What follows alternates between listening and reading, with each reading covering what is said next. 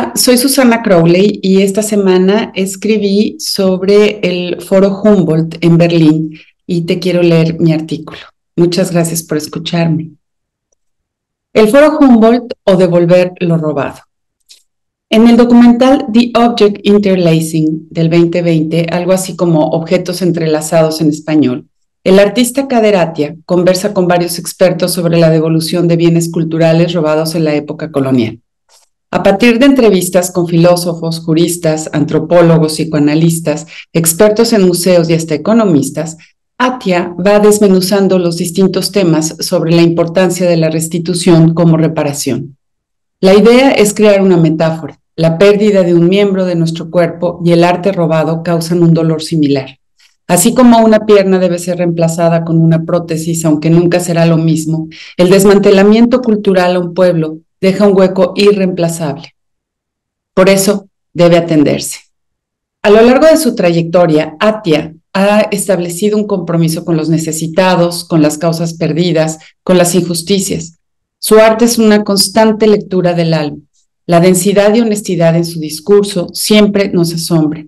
Su propósito es encarar el lado oscuro de la existencia que parece no tener fin y siempre encuentra la manera de cobrar nuevas víctimas. El artista francés argelino está del lado de esas víctimas siempre, sin sensiblería y hasta con un posible idea de gozo y luz, no solo de la belleza, sino también de los deseos que se vieron secuestrados por intereses ajenos a una cultura. Otra forma de entender los abismos del ser en todas sus circunstancias, con amor y con ética. Su participación como curador en la Bienal de Berlín del 2023 puso el énfasis justo en la reparación necesaria a las naciones devastadas. Uno de los eventos más significativos del año pasado coincidió con la apertura de las fastuosas salas etnográficas del Foro Humboldt. ¿De qué va este espacio? Es el nuevo Museo Etnográfico, palabra favorita del arte de conciencia. Fue creado dentro de los lindes de la universidad en pleno centro neurálgico de Berlín, frente a la emblemática isla de los museos, donde se encuentran tesoros como el Museo de Pérgamo, con la Puerta de Ishtar, o el nuevo museo con el famoso busto de la reina egipcia Nefertiti. Por cierto, estas maravillas también son fruto de la rapiña. Con una arquitectura colosal que recuerda a los monumentales edificios del arquitecto Speer de los años 30, el Humboldt pretende una nueva visión museográfica. 3 pisos dedicados al estudio de las naciones colonizadas, su riqueza, cultura, naturaleza, la religión y en la actualidad en la que es urgente responsabilizarse de los atroces hechos y crear conciencia de los daños infligidos por los imperios, en este caso el imperio alemán. Irónicamente, este espacio ha sido construido sobre los restos del Palacio Real, donde hace años se tomó la decisión de cómo se repartirían los cachitos de África entre los imperios europeos. Su nombre se debe a los hermanos Humboldt, el filósofo y el explorador, que contribuyeron a fortalecer una mirada menos depredadora y más exploradora de las colonias. Así lo indica su portal en Internet. El museo se ocupa de las culturas del mundo en toda su complejidad. En el segundo piso del monumental edificio, que hace pensar si era necesario invertir tanto dinero en la construcción, nada más 664 millones de euros, se exhibe la historia de Camerún o Camerún con K, como lo llamaron los alemanes conquistadores al volverlo su colonia, una historia que suma desgracias. Territorio colonizado y esclavizado por el Imperio portugués desde 1472, uno de los más crueles de los que se tenga memoria, de 1884 a 1919 fue dominado y explotado por Alemania hasta que ésta perdió la Primera Guerra Mundial. Desde entonces, Camerún ha vivido entre crisis políticas, luchas intestinas, reclamos a Occidente y, obviamente, la pobreza. En las elegantes vitrinas iluminadas para reforzar la belleza y la expresión escultórica, se exhiben amenazadoras serpientes, cabezas de reinas convertidas en diosas, placas de latón que adornaban los muros con escenas mitológicas. Pertenecen a ese pequeño territorio que se ubicaba entre Nigeria y Camerún, el reino de Benín. Durante la ocupación colonial se permitió que comerciantes de objetos arrancaran del palacio todas estas piezas sin ningún respeto al hecho de que aún fueran habitadas por sus gobernantes. Los bronces de Benín son piezas de un valor inestimable. No solo eso, representan la vida religiosa, la forma de pensar, los anhelos y los miedos de un pueblo completo. Por esta razón se han convertido en el símbolo del debate. ¿Deben o no ser restituidas? Para George Ambungu, exdirector de los Museos Nacionales de Kenia y hoy asesor del Foro Humboldt, dice, la cuestión de la restitución no va a devolverlo todo, sino los objetos robados que tienen significados simbólicos y rituales. Esos tienen que volver a casa. Por absurdo que parezca, una de las razones para no devolver las piezas es el argumento de que no estarían en un sitio seguro debido a las crisis políticas y sociales de la zona.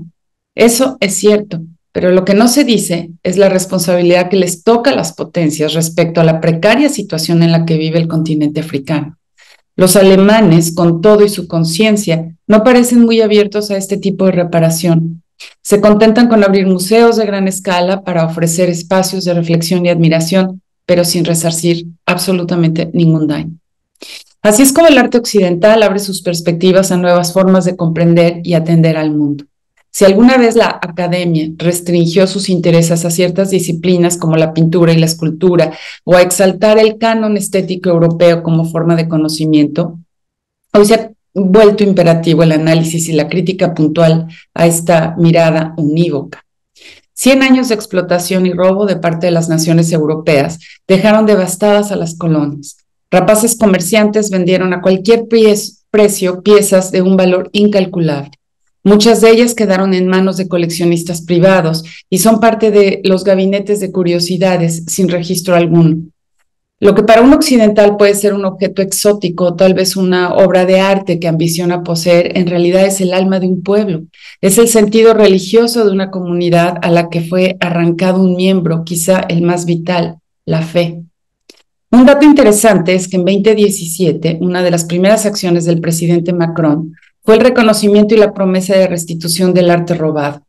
La creación del Museo Edo de Arte de África en la ciudad de Benín, diseñado por el premio Pritzker de ese año, el africano David Adjaye, parece dar muestras favorables, a pesar de que el anuncio causó consternación porque invitaba a los demás jefes de estados a pronunciarse al respecto. Solo 27 obras fueron devueltas. Y aquí es donde empieza el conflicto. Para cualquier europeo que conozca la historia, aún de la manera más superficial, es obvio que hay una responsabilidad no solo moral. Económicamente, las naciones sometidas quedaron destrozadas en su tejido social y sin posibilidades de generar una economía propia. ¿Quién va a cargar con la factura? Hoy, los centros de estudios etnográficos han puesto la discusión como tema fundante. Curiosamente, lo que la ha promovido es la afectación ecológica. En este tema parece que todos estamos de acuerdo. Ningún acto de otredad ha hecho sonar las alarmas como el daño causado por el hombre durante el Antropoceno. La explotación irracional de los recursos naturales que se ha cebado con el campo, los bosques, los ríos, las costas y ciudades es un buen motivo para hacer conciencia de que no es el único daño. Lo que suceda en la selva amazónica, en las corrientes submarinas que corren por el Pacífico o el sargazo que se origina en las costas de África termina por afectar a los habitantes de todo el planeta. Las piezas de Benín en el escaparate del Foro Humboldt sirven para conocer a una cultura ancestral y para asumir lo poco que se ha logrado concientizar sobre los vínculos entre medio ambiente, cultura o tejido social. La discusión sigue atrapada en las mismas lecturas. No importa cuánto se debata, la negociación siempre estará del lado de los vencedores, y estos sin duda siempre serán los occidentales. El Foro Humboldt es un enorme logro en esa dirección, exhibir la vasta cultura de los pueblos saqueados.